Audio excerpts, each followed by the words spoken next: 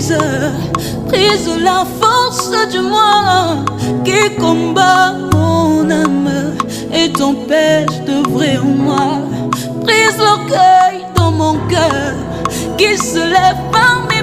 Bonjour à tous nos fidèles téléspectateurs de cette émission Expression Femme, émission qui est dédiée à toutes les femmes de la République démocratique du Congo. Vous êtes femmes de caractère, chef d'entreprise, n'hésitez pas à participer à cette émission parce que c'est aujourd'hui sur ce plateau, on a une grande dame que vous connaissez très bien.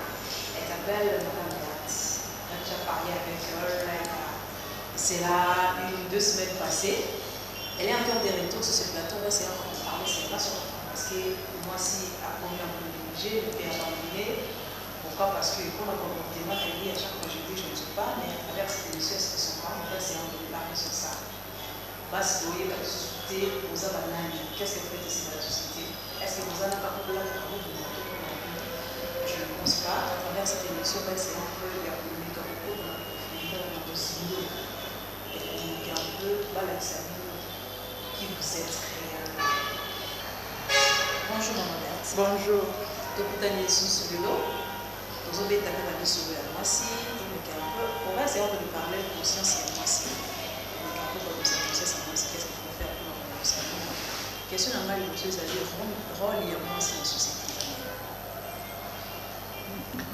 Merci maman. D'abord, pour répondre à l'Ikambo, il faut que zonga esika mokili banda et pas ya créateur.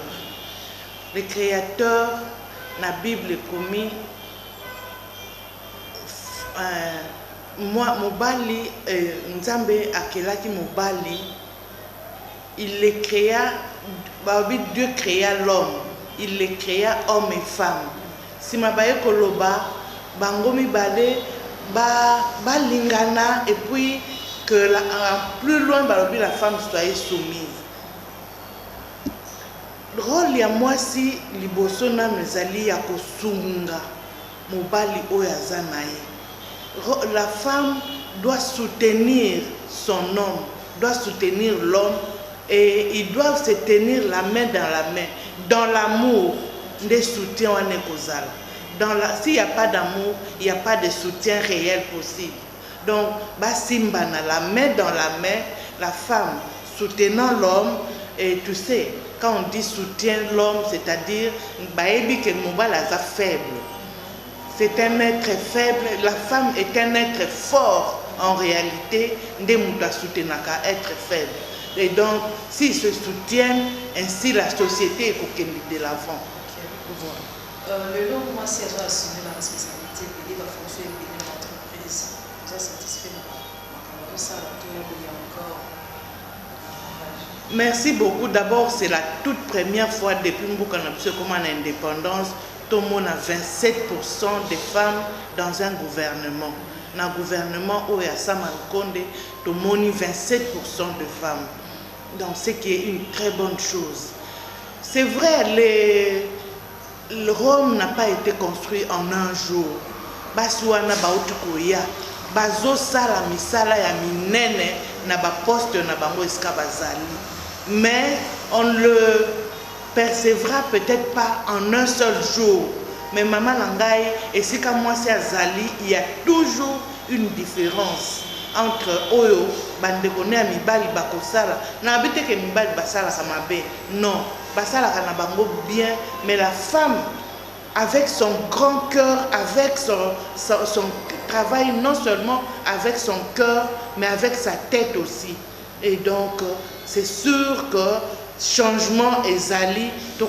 Même les autres ont l'impression que non, tu monité, mais tu as que Basuana batiki bilé. Pourquoi Basuana doit s'alamaka au milieu société de la Netini. Belé, avec ton le dossier à Bombay, quand même, au Yébi, Bassi, Bazo Salama, marqué ma PC, ma poste, Bazo Salama, Bazo Like, ça, comment est-ce que ça se fait que le 27% du gouvernement n'a plus ça pour Tchèna Bassi? Vous avez c'est dans ça, comme il faut, nous autres, ça peut en tout cas, ce qui te vu, toutes choses restant égales par ailleurs, Moussala ya Bassi, na Misala ya Mibali, je préfère de loin Misala ya Bassi. Comment ça? Et naebi que parce que tout les pays scandinaves, maman, ce sont des pays qui ont fait confiance en la femme. Bapesa basi poste ya minene poste clé, local enseignement, local éducation, local industrialisation. Pays wana sont les pays les plus stables du monde et sont les pays oyo économiquement baza stable, baza fort. Pourquoi? Parce qu'ils ont fait confiance en la femme. Donc vous allez trop sévère na ba maman oyo bazu pour pouvoir na gouvernement oyo sikoyo. Parce que Mboko et Beba depuis combien d'années et en un jour bolingi ba sala le miracle que nous attendons. Non, donnons-leur la chance, soyons patients avec elles et nous allons vivre que faire confiance en la femme, c'est même la vision des dieux. Qu'est-ce qui manque à la femme pour ça l'avenir pour que la société dise? Oui, ce qui manque à la femme d'une façon générale, la femme a beaucoup de potentialités en elle, mais seulement elles ont peur. Les femmes souvent ne savent pas s'affirmer. Pourquoi? À côté là, déjà. Et le fait que le effectivement au kokapete. Le fait que ozana kobanga jugement ya batu kobanga les que diront-on. Bon, ce sont les babiloko wana o ya ba coutume et baby sa mentalité ya basi et zongi sa bango sima mingi pe sika uti na famille ba mesana ko vandi sika na cuisine ko sukolisa e basani ko memisa e bana ata komi mukolo na katikati ba mibali ba opese valeur na ete ye moko pe azangi assurance wana que ngape na za mutu yango wana mama il faut to sala attention na ko éduquer bana na biso ya basi. Il faut to sala attention, leur vie en dépend. Une fille qui n'a pas été élevée donc à monisamine tiaza mutute na famille.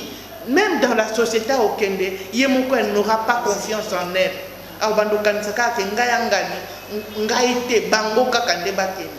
Et pourtant, c'est une personne à part entière et elle a beaucoup de capacités. Phénomène pour nous, j'espère, pour eux qui déjà nous ont montré. Oui, maman. La caractéristique qui, moi, si, sur la fin de ce que nous voulons il faut se sentir qu'il y a ça, moi, si, à ça, le relais, nous tailler. Les hommes dans le sana, moi c'est comme on est sifflé, on a un respect. Mais le lot apparemment respect on est société parce que moi si on fait les ça les lots bombés en gros comme là n'a pas la base. Il fallait pas faire dans le milieu pour l'autre ça pour pas trois exemplaires. Mais pas vous êtes société phénomène on a. Merci maman. Oyebi toujours c'est la évolution au internet et le monde est un village bozui makambu ya kotoyo botie kotoyo biso oyo lobi mwasi na kati ya mibali il faut azana komikitisa azara na respect de soi na considération eza plus ba mentalité na biso ba africain mais lelo avec l'internet mutakomona ke bana basi pe basala kaboy bana basi baza miyibi na kati ya bakulu na bokuti na bana basi na kati ya ba bombe bato ba omela ba bombe bokuti na mwana mwasi. Pourquoi? Parce que les messages eza koleka bien te mingi bayaka na émancipation de la femme bazwango n'importe comment la femme égale l'homme.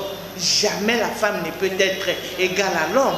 Jamais moi si okoki ko tia moninga no moi si zemi atoza mbinga ndenge nini atoza ndenge nini.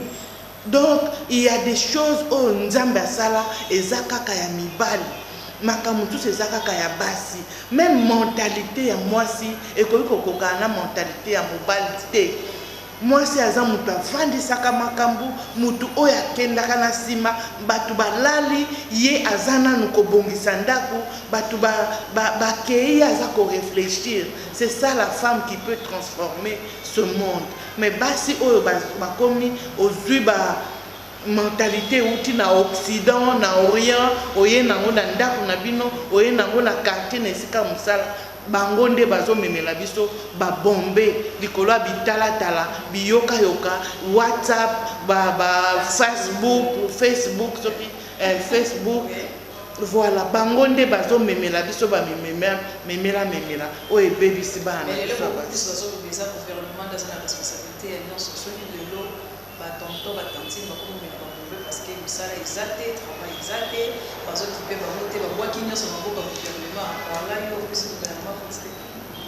Oui, gouvernement nyonso tokoboa kela parce que c'est un fourre-tout. Yende mutaza na charge ya nyonso ezoleka na école na biso etali gouvernement. Mais ça c'est d'une façon globale. Mais en particulier, chacun a sa part de responsabilité. Na ba famille, yo mama ya ndako. Comment est-ce que moi na azongaka na ndako? Moi na ya mwasi, azongaka ndako nini? Azongaka ndenge nini? Et là telina ye tant mwana no ya mwasi azobima otali ndenge lati mama soko yuko loba na ete tinda ta mutu ayebisa ye ke mwasi okoki kolata eloko moko serré mokuse mozoluka nini. Ça ce sont les baso ya balabala nde o batelemaka na ba minuit na banzela nde bakoki kolata ndenge wana parce que azoluka balula ye azwa mbongo. Donc quand toi tu t'habilles comme ça, c'est que tout le monde va faire ça open bongo, va kende na yo. Et pourtant même ceux qui sont à l'université, okuta basi andengyoan, okuta. Donc tout le monde a sa part de responsabilité na dépravation des mœurs au ezokota na école na biso. Nous les parents, biso ba maman et za maman ya quartier. Omoni mwana ya voisin na yo azotambola kokite. Mais benga yepesa e conseil aza mwana na yo et oyo ya kosala soki akufi yo koyoka pasi. Donc obi abenga pesa e conseil mais biso ba maman le les abo côté les contre so mwana munga zo ko ya yo bengi de ko na kotonga yo critique ra et tala mwana kinga dikuna ninga sa yango biso ba maman ko be ozala bolingo pe te c'est triste on a monaka balabala ekoti salité bazali ko maman lelo comme maman Tshisekedi talela biso likambo oyo. Mais c'est triste que pesa nyonso na gouvernement responsabilité na biso yo mama ya balabala omoni mwana mninga zokeli ça dépend de ko solola na e soko soloni en tant que mwana opesi e conseil mwana na koyoka yo mais soko gangeli yo zona kisa nini mais a manqué yo parce que azape na personnalité oyaye. Donc, ça, nous tous, nous avons quelque chose à faire pour les changements de mentalité dans notre pays. Et ça, responsabilité à biso nyos. Écolo et ça, ya biso. Nulle part au kokende ko vendre à l'aise comme pas inayo na écolo na yo. Donc, toza na charge ya kolukate écolo nanga e bonga na ba domaine nango nyonso. Surtout ba na basi. Bangonde baza base. Il y a éducation base, il y a développement, il y a économie. Maintenant, qu'est-ce qu'il faut faire pour éviter la pratique? Qu'est-ce qu'il faut faire? Mais c'est ce que j'ai dit. Tout le monde a sa part de responsabilité. Les parents, les églises, l'église, comment veiller, mais au-delà de veiller, comme l'éducation. Éducation ya bano bauti église aussi bible mo lati ndenge nini eza na église webi ko lati ezalaka expression ya makambo ebie o que aza sérieux toi aza sérieux te yo pasteur ta moni mwana mais tinda ta ba mama ba solola na église na école biso ba enseignant na école bosala ka attention regardons toutes les facettes ya éducation ya mwana. Bangonde ba autorité de demain, autorité oyo azalaki nae na balabala, azu pouvoir a comme ministre. Qu'est-ce qu'on peut s'attendre na mutuana et aux alakaka yembele comme on peut le dire. J'espère pour la TV à tout la TV yo garanene la population de Barakaka. Loi Daniel. Ouais, il faut pas douter moi c'est $500 ça pour compte. Loi Daniel toloba ngai nazo soutenir yango à 100%. Oui, nazo soutenir yango à 100% parce que kobota mwana mwasi elakisi te koboti marchandise moko boye okoteka bongo avenir ya mwana wana epai azokende na libala olobi nini so bapesi yo lelo $10,000. Est-ce que oza koyeba mwana wana traitement nini akozwa na ndako ya libala? Ngai nzambe apesanga grâce na bota kaka bana basi mais bana basi na ngai soki namoni mobali oye kobala ye ata na $100 $100 nakozala na esengo ya kopesa yo mwana na ngai mpo nayebi ke eza ebandeli ya la vie obandi vie sika nzambe akosala que boko s'épanouir et quand vous allez vous épanouir ekozala esengo ya mwana na ngai et soki mwana na ngai bongi ngai pe nayebi que j'ai ma part na esika wana donc dot eza esika eloko ya mokolo moko te. La dot se donne toute la vie. Bana mwasi na mobali soki baye kotala bino baparent na ndako bakotikela bino mwa bakado dot kaka mokolo ya liboso nde bapesa nde ebengami dot. Dot se donne tous les jours ba geste ba bon geste au couple jeune wana babali bakosala epai ya baparent. En tout cas pour ngai ça rentre kaka na cadre ya collaboration, il y a amour, il y a bonne relation entre parents na bana na bango.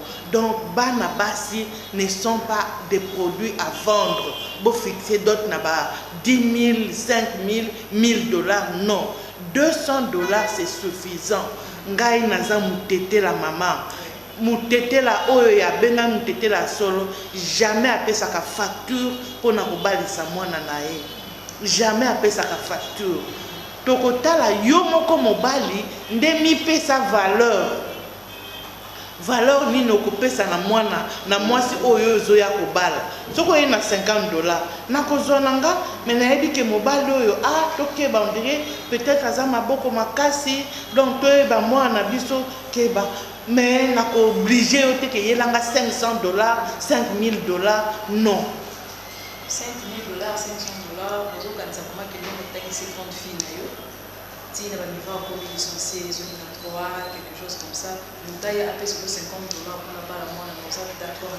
Oui maman, respectant mes origines, respectant epai nauta epai baboti nanga bazali epai bakoko nanga basala un mutete la n'a jamais fixé la facture ba mbatete lo ya kisasa na lo ba Kinshasa te me ya kisasa nde ba ko kopesa facture pour abalisa mwana na ye.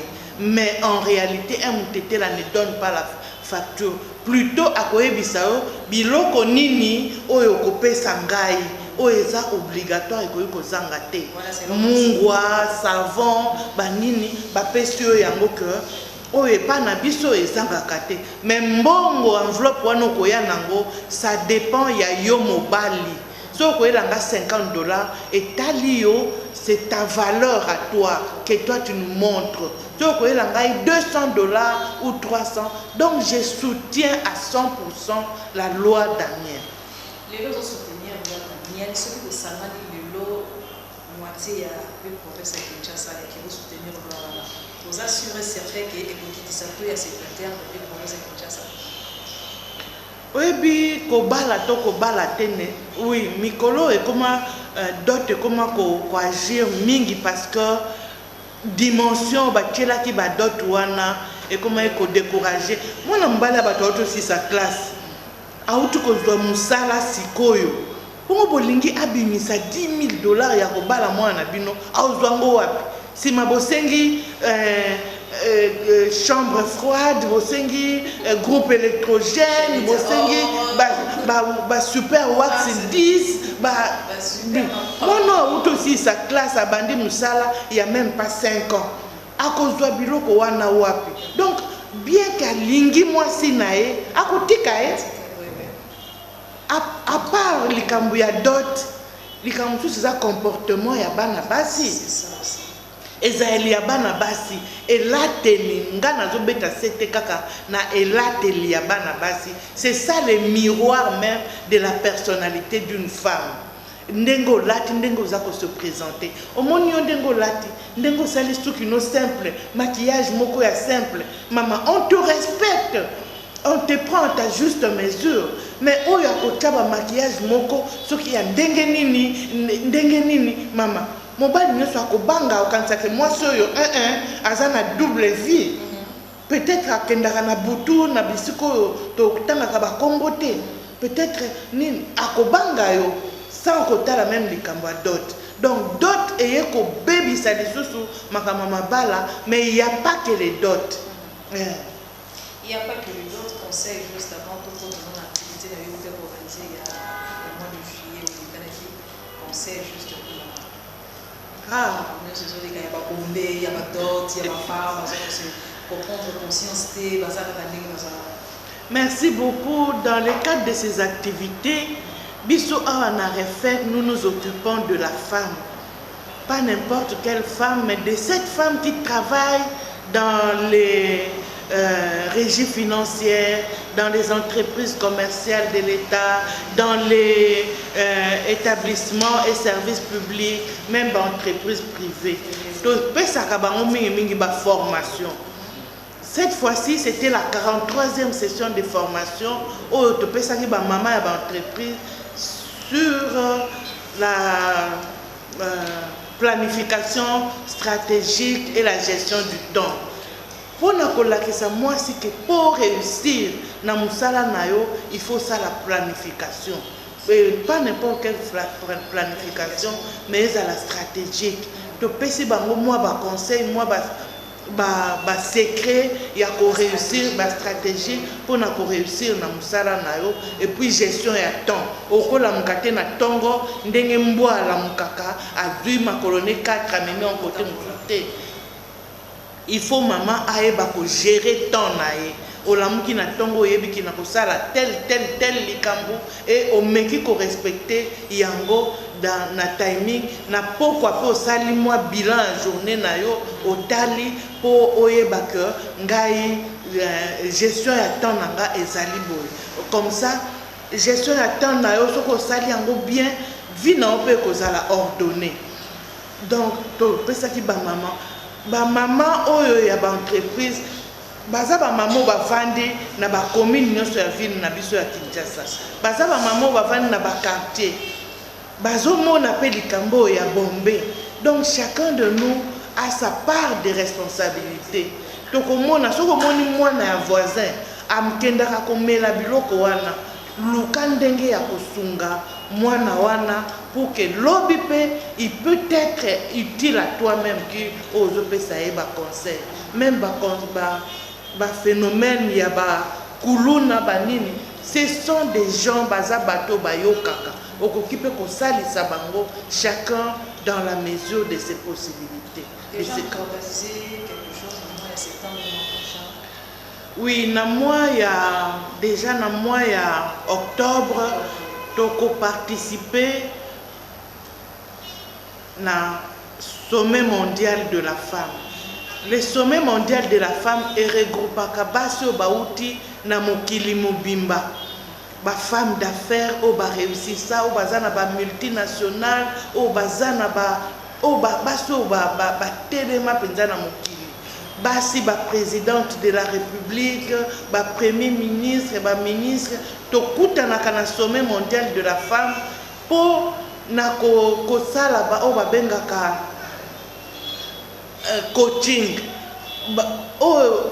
réussir bazopesa ba stratégie na bango ndenge nini basalaki po bakoma na niveau wana epa ya baninga oyo mususu basalaki ba affaire ba réussir na ba affaire pe bazopesa témoignage ya ba affaire na bango epa ya ba oyo bayebi nanu eloko moko te. Donc ezali coaching ya ba basi oyo bayebi te. Chaque année esalemaka dans un pays quelconque. Année oyo ekosalema na Portugal na Lisbonne. Année prochaine peut-être ceux qui biso pe RDC to invité bango bakoki koya kosalisa sommet mondial wana awa na RDC. Maintenant thème déjà yebani to c'est là-bas je thème nango ezali femme transformer les économies. Donc moi si à occupé pour transformer l'économie il y a bon qui. Maintenant il y a des jeunes femmes pour parler sur femmes parce que j'ai blessé par rapport à l'eau où il y a qui va mon vie parce que sur ma force c'était à côté il y a pour le moment parce que place basali parce que sur notre pouvoir moi oyebi ennemi ya mutu ezali découragement. Découragement de pire ennemi ezala mwana mwasi oyo to par accident oboti mobali asundoli yo na mwana. C'est vrai, eza soni eza nini ebebisi do peut-être évolution na ona classe ben banini, mais c'est le recommencement qui compte. Téléma kamata courage, essaye de voir ce que tu peux faire pour mieux faire dans la vie. Même ceux qui ont échoué dans les Kamoko, échec les affaires à l'Ikambouté, ceux qui ont échoué, recommence, prends ton courage et marche. Kende au réussir. Les recommencements, ils ont toujours réussite dans la vie à Moutou. Ceux qui ont kwei, mabende kotika na place wano lali, obinga na beti libaku na kwei, na tika li Téléma pangusa mabele, lata bilamba pakola mafuta, kende. Même ceux qui m'ont balakaki ozemi akolula yolobi, tango kokoma, mwasi mususu, obali, okompe na bana mususu, le mususu ye pa ya kei, akeko échoué.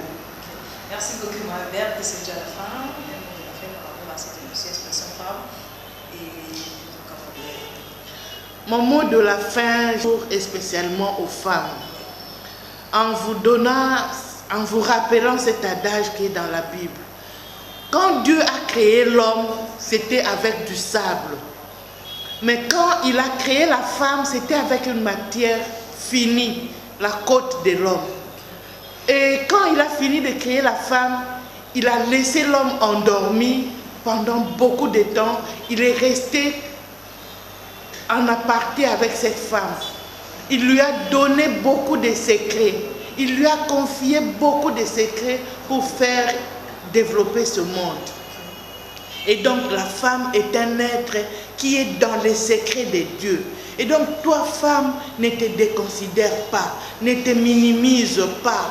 Aie confiance en toi et surtout, sois toujours en connexion avec ce Créateur qui a fait de toi un être spécial, qui t'a donné beaucoup de capacités, beaucoup de secrets. Sois en connexion avec Dieu et tu verras que ta vie ne sera pas la même. Merci beaucoup, Berthe. C'est déjà la fin de notre émission spéciale d'aujourd'hui. J'espère que vous soient connectés avec Dieu. La même si et là, on est avec les marche parce que la vie continue, ce n'est pas la fin du monde, c'est déjà la fin.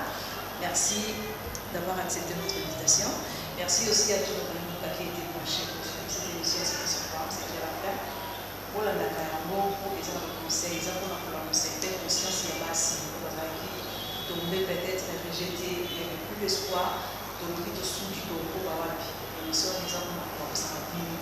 Donc, il y a une grande personnalité, une grande dame, pour que voilà, ça va venir, voilà, ça va venir, si pas bon, mais si pas bon, bah, c'est théo, et film, c'est pas la fête sur la vie, pour quoi il y a qui, c'est qu'à la campagne sur la réalité, téléphone, merci beaucoup à Laurent Sekouma Sama. Merci aussi à Célé Djama.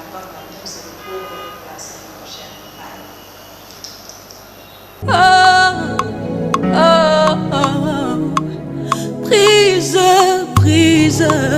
Brise la force du moi qui combat mon âme et t'empêche d'œuvrer en moi.